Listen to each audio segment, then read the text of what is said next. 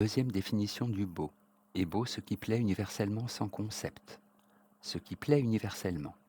Le fait que cette satisfaction soit universelle, valable pour tous, découle de la première définition.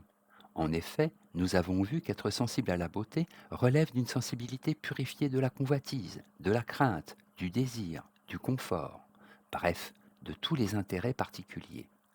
Ce plaisir éprouvé n'est donc pas celui d'un sujet enfermé dans sa particularité, et ce dernier peut, à juste titre, dire c'est beau, comme si la beauté était dans l'objet.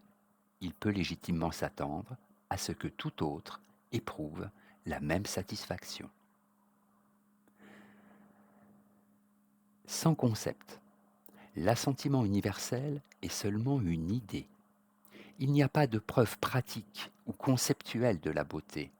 On juge et on sent que cette musique ou cette montagne sont belles, mais on ne peut le prouver. Il n'y a pas de règle a priori du beau. En langage kantien, le sujet esthétique n'est pas législateur. En science, le sujet légifère, retrouve dans la nature les règles nécessaires, universelles, qu'il y a mises pour connaître. En art, le sujet ne peut légiférer, car le jugement porte sur un objet singulier, telle fleur, telle œuvre musicale. S'il veut trouver quelque chose d'universel dans cette rose-ci, il faudra qu'il l'envisage sous l'aspect du règne végétal ou de la fleur en général.